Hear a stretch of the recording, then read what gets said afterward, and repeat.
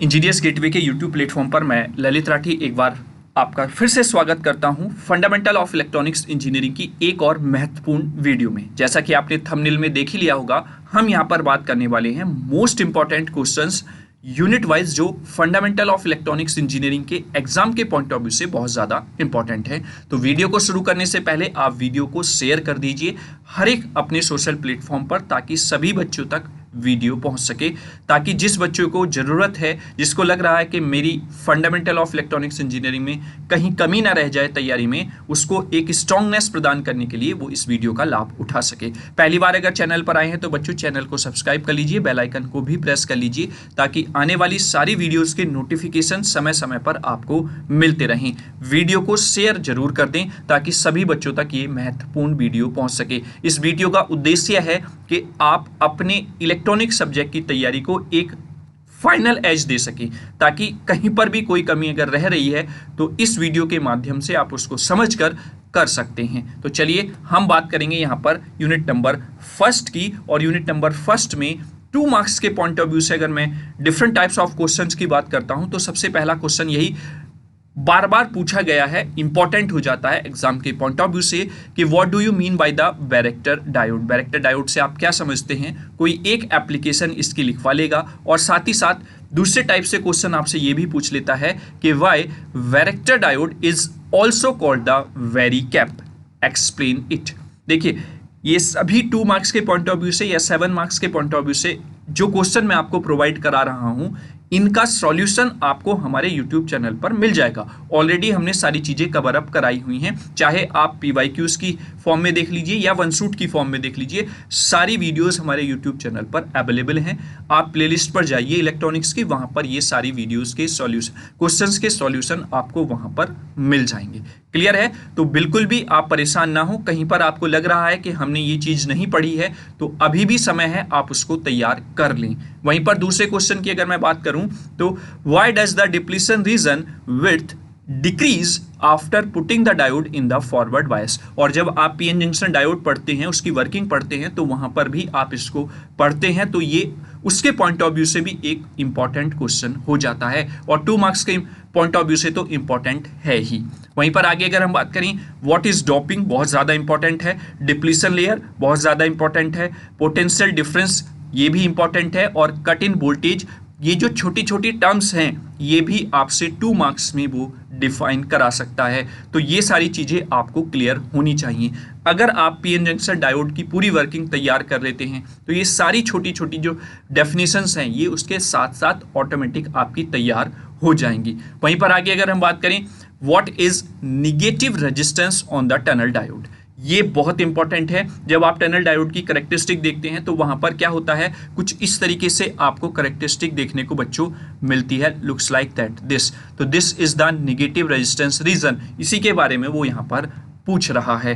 2 marks के point of view से ज़्यादा डिटेल में आपको एक्सप्लेन नहीं करना। वहीं पर अगर हम बात करें कुछ डिफरेंसेस की, कुछ कंपैरिजन की, जो डिफरेंट टाइप्स के आप पढ़ते हैं यूनिट नंबर फर्स्ट में, जैसे जीनर ब्रेकडाउन या एवलांचे ब्रेकडाउन के बीच में डिफरेंस, 2 मार्क्स के पॉइंट ऑफ व्यू से भी इंपॉर्टेंट है, और 7 मार्क्स के पॉइंट ऑफ व्यू से भी ये क्वेश्चन इंपॉर्टेंट हो जाता है।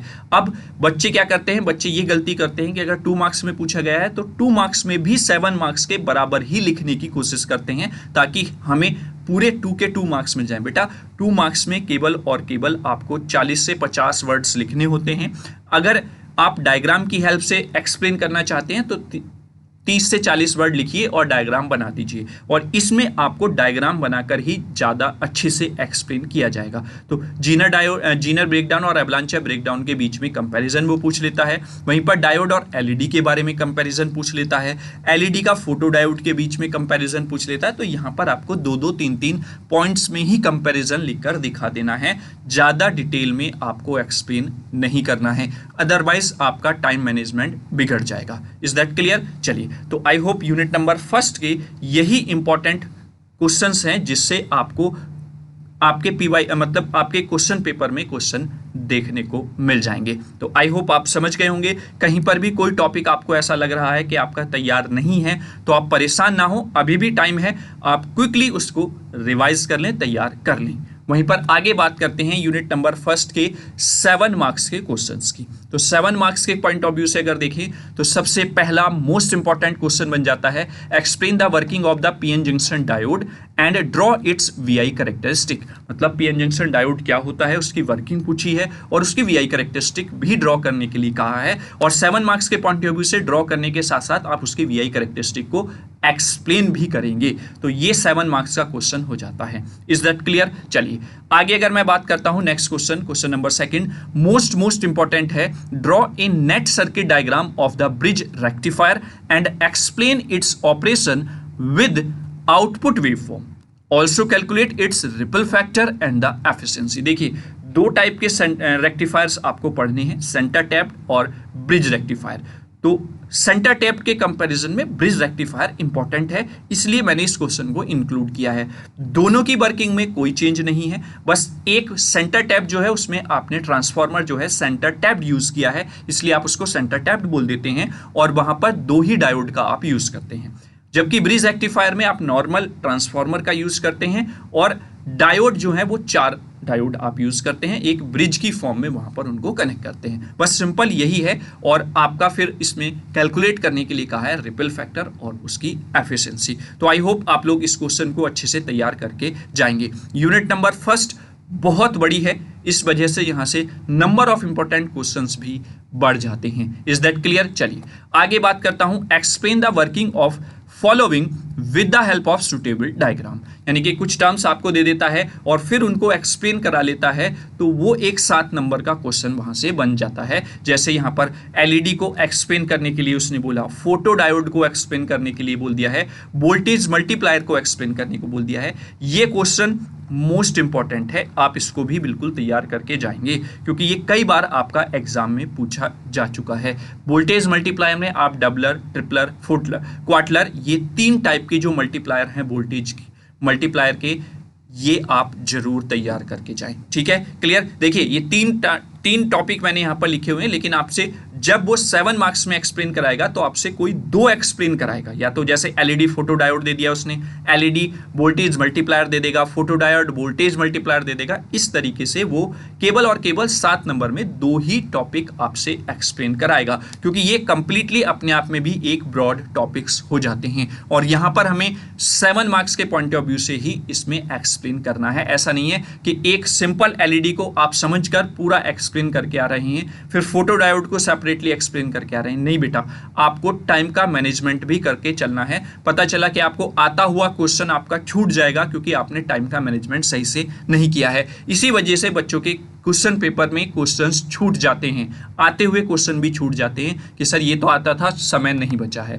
क्लियर है? तो उस समय को आपको खुद को मैनेज करके चलना है, किस तरीके से आप समय को मैनेज करते हैं। चलिए आगे बात करूं, लास्ट टॉपिक जो कि इंपॉर्टेंट है, एक क्वेश्चन 7 नंबर का आपको यहां से मिलेगा ही मिलेगा न्यूमेरिकल से, चाहे वो क्लिपर बेस्ड न्यूमेरिकल पूछ ले, क्लैंपर बेस्ड न्यूमेरिकल पूछ ले, या zener diode as a shunt regulator से बेस्ड न्यूमेरिकल आपका पूछ ले। इन तीनों में से एक टाइप का न्यूमेरिकल आपसे पूछा जाएगा और न्यूमेरिकल का एक ही सॉल्यूशन है।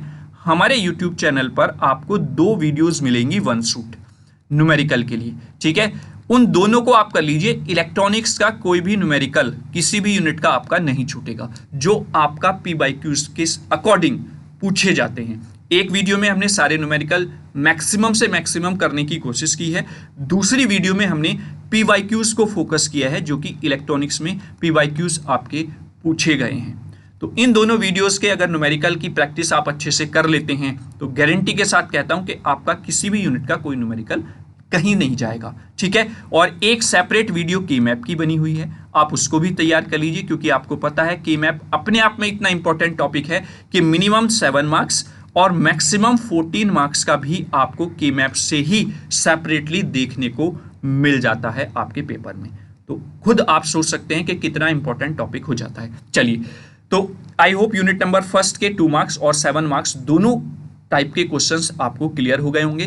कहीं पे कोई टॉपिक आपको लग रहा है कि हमारा नहीं है तैयार, तो आप इसको तैयार कर सकते हैं। ठीक है, ये मेरी एक क्या कहते हैं प्रिडिक्शन है इन इंपॉर्टेंट टॉपिक्स को जो मैं आपके लिए लेकर आया हूं, या जो क्वेश्चंस मैं आपके लिए लेकर आया हूं। आई होप आप लोगों को बहुत बेनिफिट मिले इसका एग्जाम में। चलिए यूनिट नंबर सेकंड की बात कर लेते हैं। तो सेकंड में सबसे पहले अगर हम बात करें न्यूमेरिकल ऑन अल्फा बीटा, यानी कि अल्फा बीटा जो दो आपके कोफिशिएंट होते हैं उन पर बेस्ड न्यूमेरिकल आपका पूछा जाता है और इनके बीच में रिलेशन भी आपका इंपॉर्टेंट है। ठीक है, तो ये आप जरूर तैयार करके जाएंगे। बहुत छोटा सा न्यूमेरिकल है, डायरेक्ट फॉर्मूला बेस्ड न्यूमेरिकल होता है। ठीक है, चलिए आगे बात करें। नेक्स्ट है define the pinch off voltage of the JFET. JFET में जो पिंच ऑफ वोल्टेज है वो क्या होती है, इस पर आपका क्वेश्चन पूछा जाता है। ये इंपॉर्टेंट है काफी ज्यादा। इसमें से जैसे वाई एफईटी आपका दो टाइप के क्वेश्चन मैंने एक ही जगह इंक्लूड कर लिए हैं कि एफईटी को आप यूनिपोलर डिवाइस क्यों बोलते हैं और साथ ही साथ वोल्टेज कंट्रोल डिवाइस क्यों बोला जाता है। तो इस तरीके से आपसे 2 मार्क्स में क्वेश्चन पूछा जा सकता है। वहीं पर बीजेटी क्या है, बाइपोलर डिवाइस क्यों होती है, इस पर क्वेश्चन बना लेगा वो, या फिर ये करंट कंट्रोल डिवाइस क्यों है, इस पर वो क्वेश्चन पूछ लेता है। तो आई होप इस क्वेश्चन को तो आप बिल्कुल भी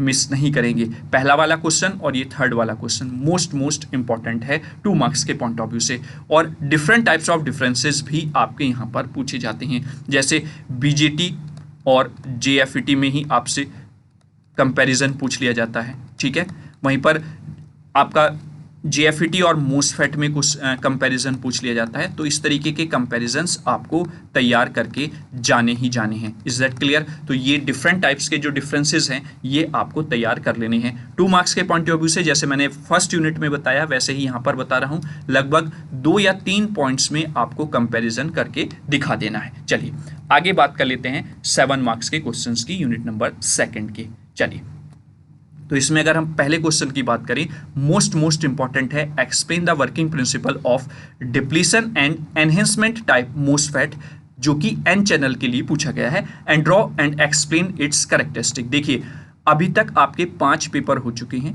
5 में से आई थिंक मुझे लगता है 3 में ये आपका पूछा जा चुका है और 1 में आपका ये पूछा गया है। तो इस बार चांसेस मुझे लग रहे हैं कि एनहेंसमेंट टाइप मोसफेट के चांसेस ज़्यादा हैं पूछे जाने के। देखिए इसमें आपको चीज़ों को समझना है।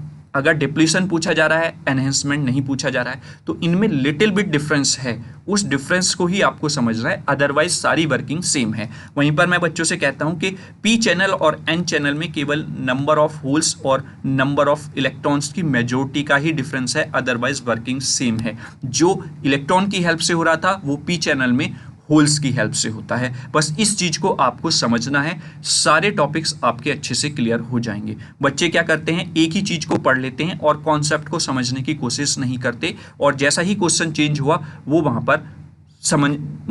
पर उलझ जाते हैं उस क्वेश्चन में कि कैसे इसको करें, है ना। तो इस चीज को आपको विशेष कर ध्यान रख के चलना है।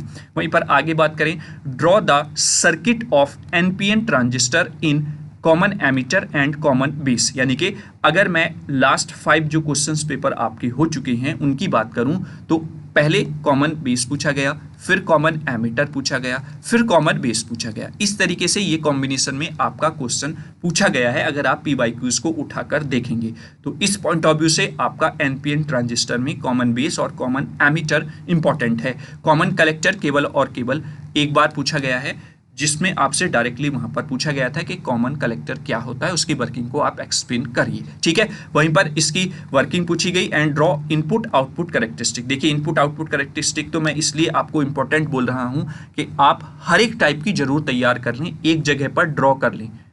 जैसे शॉर्ट नोट मैं बोलता हूं ना कि शॉर्ट नोट्स आपको तैयार करने हैं, तो सारे जो different types of NPN transistors हैं, common base, common emitter, common collector, उनकी इनपुट और आउटपुट कैरेक्टरिस्टिक तो आप जरूर एक जगह पर तैयार कर लें, क्योंकि उन्हीं में डिफरेंस है। अदरवाइज आपका कॉमन बेस में बेस कॉमन हो जाएगा, कॉमन एमिटर में कॉमन एमिटर हो जाएगा, कॉमन कलेक्टर में कलेक्टर कॉमन हो जाएगा। बस यही डिफरेंस है, अदरवाइज और कोई डिफरेंस वहां पर नहीं है। मोमेंटम तो इलेक्ट्रॉन एंड होल्स का ही होना है, क्योंकि आप बाइपोलर जंक्शन ट्रांजिस्टर की बात करते हैं। ठीक है, आई होप आप लोग मेरी चीजों को समझ रहे होंगे जो मैं यहाँ पर बताने की कोशिश कर रहा हूं। मोस्ट इंपॉर्टेंट है describe the construction of N channel JFET and explain how gate control the conductivity of the channel. यानी कि यहां से आपको ये जो 3 टॉपिक मैंने बताए हैं, मुझे उम्मीद है कि यहां से आपको 7 नंबर में 2 क्वेश्चन जरूर देखने को मिल जाएंगे। आई होप आपको क्लियर हो गया होगा कि मैं किस तरीके से आपको और स्ट्रॉन्ग तैयारी करने के लिए कह रहा हूं। कॉन्सेप्ट को समझिए, आप एक टॉपिक को तैयार करेंगे, उसके साथ रिलेट 3 टॉपिक 4 टॉपिक आपके अपने आप तैयार हो जाएंगे। बस आपको कॉन्सेप्ट तैयार करके चलना है।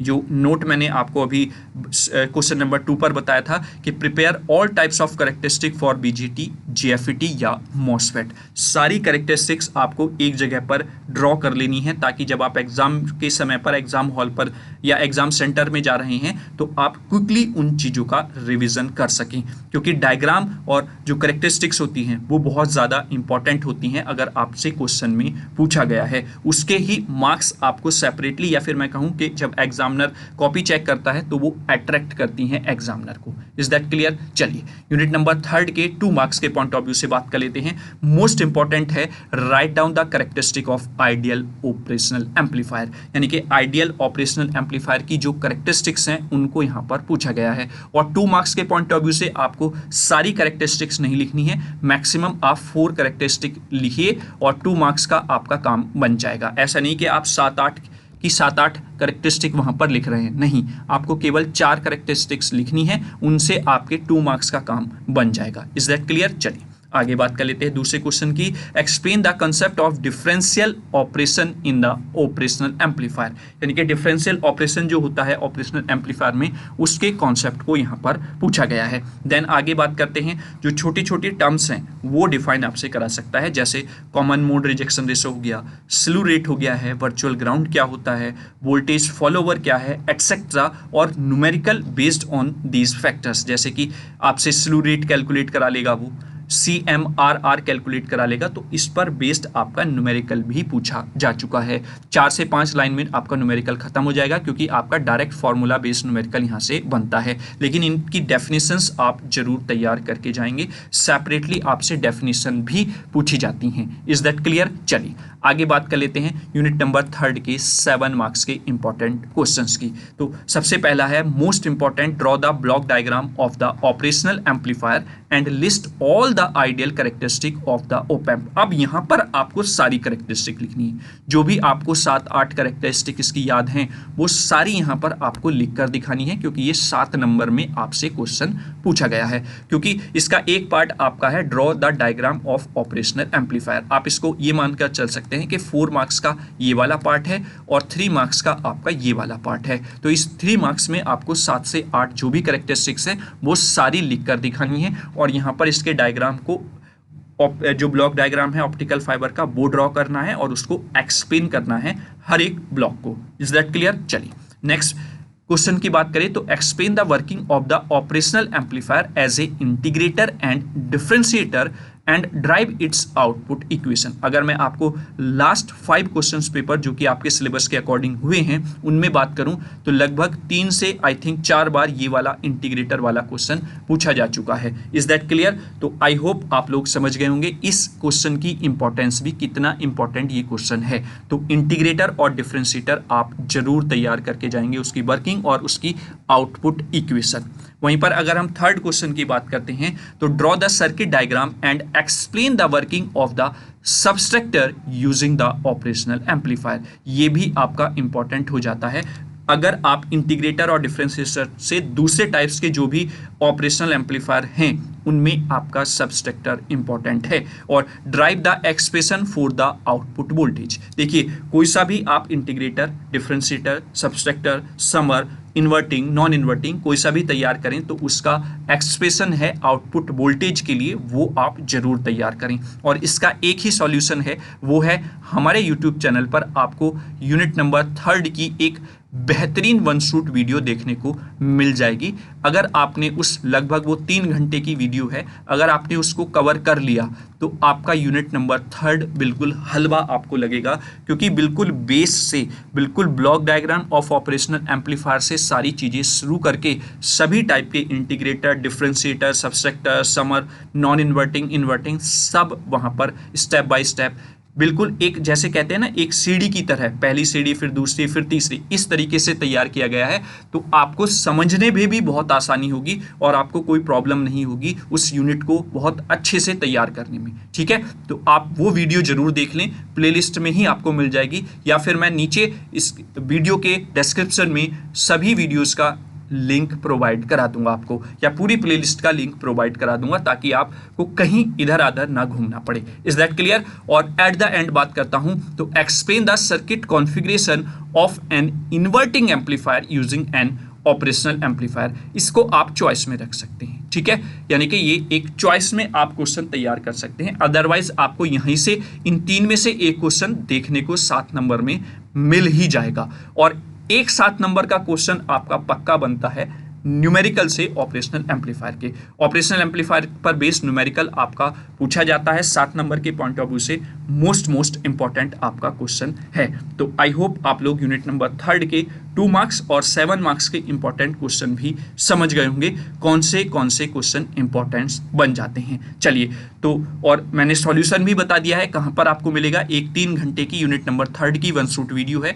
वैसे मैं सारी वीडियोस का जो प्लेलिस्ट बनी हुई है उसका लिंक मैं आपको वीडियो के डिस्क्रिप्शन में प्रोवाइड करा दूंगा, वहां से जाकर आप 1 बाय 1 वीडियो को देख सकते हैं। चलिए अब बात कर लेते हैं यूनिट नंबर 4 के 2 मार्क्स के इंपॉर्टेंट क्वेश्चंस की। तो यूनिट नंबर 4 में सबसे इंपॉर्टेंट है 2 मार्क्स में अगर आपसे पूछा जाता है तो 1's कॉम्प्लीमेंट और 2's कॉम्प्लीमेंट फाइंड आउट कराने के लिए बाइनरी नंबर का। वहीं पर दूसरे क्वेश्चन की बात करूं तो यूनिवर्सल गेट क्या होता है, इसके सिग्निफिकेंस क्या है डिजिटल सर्किट में या डिजिटल इलेक्ट्रॉनिक्स में, ये क्वेश्चन आपसे 2 नंबर में पूछा जा सकता है। या what are the universal gate, इस तरीके से पूछ सकता है, यूनिवर्सल गेट कौन से हैं, है ना। और एट द एंड बात करूं तो सिंप्लीफाई करने के लिए आपसे क्वेश्चन पूछता है 2 मार्क्स में with the help of the Boolean algebra, जिसमें डिफरेंट टाइप्स के लॉज आप यूज करके दिए हुए बुलियन फंक्शन को सिंप्लीफाई करते हैं, यानी कि उसको मिनिमाइज करते हैं। Is that clear? तो 2 मार्क्स के पॉइंट ऑफ व्यू से इन्हें ही आप तैयार कर लीजिए। यहीं से आपको यूनिट नंबर 4 में से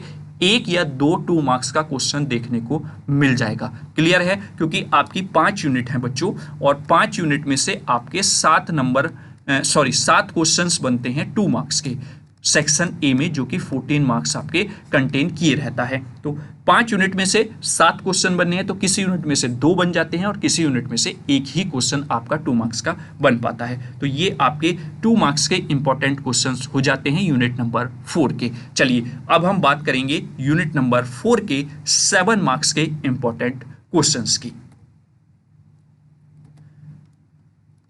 तो यूनिट नंबर 4 के पहले 7 मार्क्स के इंपॉर्टेंट क्वेश्चन की अगर मैं बात करूं तो वो हो जाता है यूनिवर्सल गेट क्या होते हैं, उनको डिफाइन कीजिए। साथ ही साथ इंप्लीमेंट करने के लिए बोल देता है यूनिवर्सल गेट, जैसे कि एंड हो गया, और हो गया, नॉर हो गया है, बाय यूजिंग द, जो 2 यूनिवर्सल गेट होते हैं नैंड और नॉर, इनकी हेल्प से आपको ये गेट ड्रॉ करने के लिए बोल देता है। अब ये क्वेश्चन अगर नहीं भी पूछा जाता तो ये क्यों इंपॉर्टेंट है उसका भी मैं रीजन आपको बता देता हूं। जब आपसे क्वेश्चन के मैप से पूछा जाता है और मिनिमाइज करने के लिए आपसे वेव फंक्शन को, मतलब जो फंक्शन आपको दिया जाता है उसको मिनिमाइज करने के लिए आपसे कहा जाता है, तो मिनिमाइज करके जो आपके पास एक्सप्रेशन आता है उसको वो फिर इंप्लीमेंट कराता है only by the NAND gate या फिर only by the NOR gate. तो उस पॉइंट ऑफ व्यू से ये क्वेश्चन इंपॉर्टेंट हो जाता है। आप इन सब गेट को डिजाइन करने की प्रैक्टिस जरूर कर लें, किससे, नैंड या नॉर गेट से। यहाँ पर तो एंड और नॉर दिया हुआ है, साथ ही साथ नॉट गेट को भी इनकी हेल्प से इंप्लीमेंट किया जाता है। वहीं पर आपका और जो भी एक्सप्रेशंस हैं, क्योंकि यूनिवर्सल गेट इसको इसीलिए बोला जाता है कि आप कोई भी एक्सप्रेशन इनकी हेल्प से ड्रॉ कर सकते हैं। तो इसकी प्रैक्टिस आप जरूर कर लें, क्योंकि के मैप का 7 मार्क्स का क्वेश्चन बनेगा ही बनेगा, और उसमें आपसे नैंड या नॉर से इंप्लीमेंट कराता है मोस्ट ऑफ द जो आपका रिजल्ट मिनिमाइज करके आता है उसको। अगर आप वो नहीं करते हैं तो आपका क्वेश्चन आधा अधूरा रह जाता है। Is that clear? चलिए आगे बात कर लेते हैं नेक्स्ट। तो नेक्स्ट में जो कॉम्बिनेशन है डिफरेंट टाइप्स के क्वेश्चंस का वो पूछ लेता है 7 नंबर में। जैसे बेस कन्वर्जन पूछ लेगा, 1-2 बेस कन्वर्जन दे देगा, फिर किसी नंबर का कॉम्प्लीमेंट पूछ लेगा, व्हेन सब्सट्रैक्शन पूछ लेगा 1's कॉम्प्लीमेंट या 2's कॉम्प्लीमेंट की हेल्प से, यानी कि इन सब को कंबाइन करके वो 7 नंबर का क्वेश्चन बना देता है। तो आपको इस टाइप के क्वेश्चंस की भी प्रिपरेशन करके चलना है। चलिए आगे अगर मैं बात करता हूं यहाँ पर नेक्स्ट, तो simplification of the given function by using the K map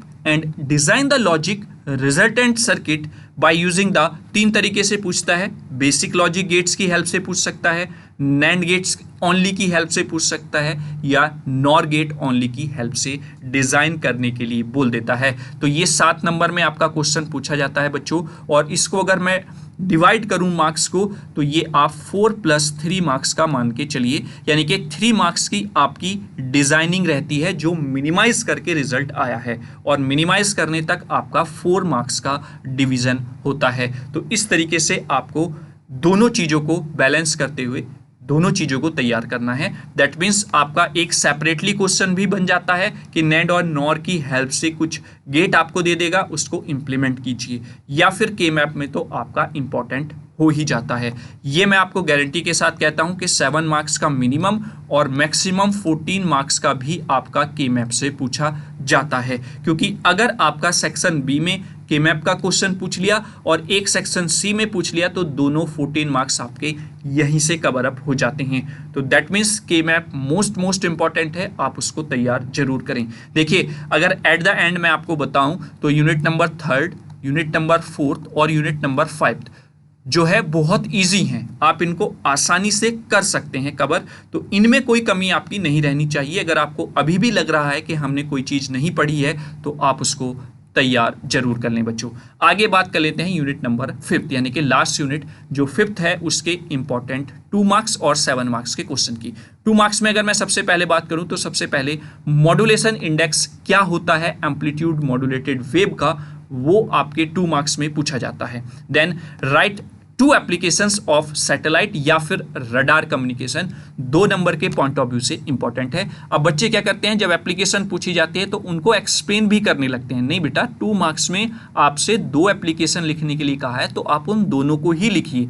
अगर उसने बोला है कि एक्सप्लेन इट, देन आप एक्सप्लेन करेंगे, और वो भी इतना डिटेल में एक्सप्लेन नहीं करना होता है क्योंकि आपको एट द एंड मार्क्स 2 ही मिलने हैं। 2 मार्क्स के लिए आपको माइंड में सेट करके रखना है कि 40 से 50 वर्ड्स का आपको आंसर देना है। अगर डायग्राम नहीं है, डायग्राम है तो यही आपका 30 से 40 वर्ड्स का आंसर हो जाएगा। अगर किसी आंसर में आपको डायग्राम बनाने की ज़रूरत पड़ रही है तो वहाँ पर आप 30 से 40 वर्ड्स में ही उसका आंसर दें, इससे ज़्यादा आप टाइम वेस्ट ना करें। 2 मार्क्स के लिए इनफ है। वहीं पर आगे बात करें तो एक्सप्लेन करा सकता है क्योंकि सेकंड पार्ट आपका वायरलेस कम्युनिकेशन से है, तो वायरलेस कम्युनिकेशन में ब्लूटूथ आ जाता है। ब्लूटूथ आपसे पूछ सकता है, जैसे कि एक बार क्वेश्चन आपका कॉन्सेप्ट ऑफ फ्रीक्वेंसी रीयूज का पूछा गया है, क्योंकि ये आपका किसका पार्ट है, वायरलेस कम्युनिकेशन का पार्ट है। जनरली आप वाईफाई का भी यूज़ करते हैं तो आप थोड़ा सा वाईफाई के बारे में भी देख सकते हैं, क्योंकि वाईफाई भी एक आपका वायरलेस कम्युनिकेशन का ही टाइप है। तो दैट मीन्स ये टॉपिक आप जरूर देख लें 2 मार्क्स के पॉइंट ऑफ व्यू से कि ब्लूटूथ क्या है, फ्रीक्वेंसी रीयूज क्या है, वाईफाई क्या है। तो ये सारी चीज़ें आपको तैयार कर लेनी है। आगे बात करते हैं numerical on total power calculation. 2 नंबर के पॉइंट ऑफ व्यू से ये क्वेश्चन डायरेक्ट फॉर्मूला बेस्ड आपका एक ही टोटल पावर कैलकुलेशन पूछा गया है, तो आप इस टाइप के क्वेश्चंस को भी तैयार कर लें। और बेसिकली इस यूनिट में 7 मार्क्स के पॉइंट ऑफ व्यू से ये क्वेश्चन मोस्ट इंपॉर्टेंट है, तो अगर आप वहां पर तैयार कर लेते हैं तो आपका 2 मार्क्स में आसानी से हो जाएगा तैयार। चलिए अब हम eight the and unit number 5 के 7 मार्क्स के इंपॉर्टेंट क्वेश्चन की बात कर लेते हैं, जैसे कि explain the satellite and radar system using the proper block diagram, यानी कि दोनों आपसे कंबाइन करके उनके ब्लॉक डायग्राम, उनकी वर्किंग पूछेगा 7 मार्क्स में, और ये क्वेश्चन इंपॉर्टेंट बन जाता है। ठीक है, क्योंकि ये चैप्टर जो है आपका 2 पार्ट्स में डिवाइड है। एक है आपका एम्पलीट्यूड मॉड्यूलेशन और दूसरा है वायरलेस कम्युनिकेशन। तो एम्पलीट्यूड मॉड्यूलेशन से एक डेरिवेशन या न्यूमेरिकल 7 नंबर का पूछा जाता है। वहीं पर वायरलेस कम्युनिकेशन में अगर मैं कहूं 80% जो इंपॉर्टेंट क्वेश्चन है या 80% जो सिलेबस कवर कर लेता है वो satellite and radar communication system है। उसका ब्लॉक डायग्राम, उसकी वर्किंग, उसकी एक्सप्लेनेशन, उसकी एडवांटेजेस, एप्लीकेशंस, ये आपका 7 मार्क्स के लिए इंपॉर्टेंट है। वहीं पर अदर 20% में अब यूनिवर्सिटी जैसे जैसे आपका सिलेबस आगे निकलता जा रहा है, यानी कि सेशन आगे निकलते जा रहे हैं, बढ़ते जा रहे हैं, वैसे वैसे वो वायरलेस में थोड़ा सा डिफर क्वेश्चंस बनाने लग गया है। जैसे कि अगर मैं बात करूं यहाँ पर तो ये भी इंपॉर्टेंट क्वेश्चन बन जाता है, एलिमेंट्स ऑफ कम्युनिकेशन सिस्टम क्या हैं, उसके ब्लॉक डायग्राम को एक्सप्लेन कीजिए और एक्सप्लेन मतलब उसके हर एक ब्लॉक को आपको उसके फंक्शन को यहाँ पर बताने के लिए ये कह रहा है। अगर हम बात करें next, explain the need of modulation in the communication system, यानी कि कम्युनिकेशन सिस्टम में मॉड्यूलेशन की क्या नीड है, इसको एक्सप्लेन करना है। तो ये 7 मार्क्स के पॉइंट ऑफ व्यू से पूछा गया है, तो इसको आपको डिटेल में लिख कर दिखाना होगा। यानी कि मॉड्यूलेशन की डिफरेंट कंडीशंस होती हैं, जिसमें आप मॉड्यूलेशन इंडेक्स के पॉइंट ऑफ व्यू से क्लासिफाई करते हैं, कहाँ पर आपको ओवर मॉड्यूलेशन मिलेगा, कहाँ पर आपको प्रॉपर मॉड्यूलेशन मिलेगा, कहाँ पर आपको अंडर मॉड्यूलेशन की कंडीशन देखने को मिलती है। तो उन सब को with the help of neat and clean diagram आपको एक्सप्लेन करना है 7 मार्क्स के पॉइंट ऑफ व्यू से। आगे चल लेते हैं नेक्स्ट। ये क्वेश्चन आपका पूछा गया था और मुझे उम्मीद है कि इस तरीके का क्वेश्चन आपका इस बार भी बनेगा कि define the wireless communication and its significance in the modern telecommunication. Wireless communication और उसके सिग्निफिकेंस क्या हैं आज की मॉडर्न टेलीकम्युनिकेशन में। और आपको ये भी पूछ सकता है कि describe the evolution from 1G to 5G। और मुझे उम्मीद है कि इसमें आपको ज़्यादा डिटेल में नहीं पढ़ना होगा, क्योंकि आप ये चीज़ें खुद अप्लाई कर रही हैं अपनी लाइफ में, यानी कि आपके पास मोबाइल है और 5G ही आप यूज़ कर रही हैं। तो मुझे लगता है कि जब से आपने फ़ोन लिया होगा मिनिमम आप 3G तो यूज़ करके आए ही होंगे, या आपको उस टाइम का 3G पता ही होगा घरों में जब फ़ोन यूज़ होते थे। तो उन्हीं के पॉइंट ऑफ व्यू से आपको कंपेयर करके चीज़ों को एक्सप्लेन करके जाना है 1 to 5G, ठीक है। और वायरलेस कम्युनिकेशन का आपको पता ही, जिसमें वायर का हम यूज़ नहीं करते हैं, वो वायरलेस कम्युनिकेशन कहलाती है। Is that clear? तो ये आपका सेकेंड पार्ट जो है कम्युनिकेशन का वायरलेस, उसका पार्ट हो जाता है, जहां से ये क्वेश्चन आपका बनने के चांसेस इस बार मोस्ट ऑफ द हैं। वहीं पर एट द एंड अगर मैं बात करूं तो derivation of the amplitude modulation, जिसमें हम पावर कैलकुलेट करते हैं, मॉड्यूलेशन इंडेक्स फाइंड आउट करते हैं, बैंडविड्थ फाइंड आउट करते हैं, वो सारी चीज़ें हम एक पर्टिकुलर डेरिवेशन की बात कर रहे हैं और उसी पर बेस्ड न्यूमेरिकल आपका बनता है। यानी कि यही सारी चीज़ें न्यूमेरिकल में आपसे कैलकुलेट कराई जाती हैं। तो आई होप आप लोग इस टॉपिक को बहुत अच्छे से तैयार करके जाएंगे। यहाँ से आपको 7 मार्क्स का डेफिनेटली एक क्वेश्चन देखने को मिलेगा ही मिलेगा, सेक्शन बी या सेक्शन सी में। बचे हुए ये जो 4 क्वेश्चन है, इसमें से आपका 2 क्वेश्चन बनने हैं। Is that clear? तो आई होप आप लोग समझ गए। यूनिट नंबर 5 में 7 मार्क्स के जो इंपॉर्टेंट क्वेश्चन हैं वो आपको क्लियर हो गए होंगे। तो आई होप आपको वीडियो अच्छा लगा होगा। वीडियो अगर अच्छा लगा है तो अपने वैल्यूएबल कमेंट्स कमेंट बॉक्स में लिखना न भूलें। और साथ ही साथ, जैसा कि मैंने शुरुआत में भी आपको बोला था कि वीडियो को ज़्यादा से ज़्यादा बच्चों तक पहुंचाएं, वो आप शेयर करके सभी बच्चों तक पहुंचा सकते हैं, ताकि इस महत्वपूर्ण वीडियो का, जिसमें मैंने कुछ selective important questions unit wise लिए हैं जो कि एग्जाम के पॉइंट ऑफ व्यू से इंपॉर्टेंट है अकॉर्डिंग टू माय प्रिडिक्शन। और हो सकता है कि यहाँ से आपको क्वेश्चन एज इट इज भी देखने को मिल जाए। देखिए, लैंग्वेज घुमा सकता है लेकिन टॉपिक आपसे वही पूछा जाएगा, ठीक है। तो ताकि सभी बच्चों का बेनिफिट हो सके तो वीडियो को आप ज़्यादा से ज़्यादा शेयर कर दें। और अगर पहली बार चैनल पर हमारे विजिट किए हैं तो चैनल को सब्सक्राइब भी कर लीजिए, बेल आइकन को भी प्रेस कर लीजिए, ताकि आने वाली सारी वीडियोज़ के नोटिफिकेशन समय समय पर आपको मिलते रहें। तो चलिए मिलेंगे अब इलेक्ट्रॉनिक्स के मॉडल पेपर के साथ। तब तक के लिए जय हिंद, जय भारत।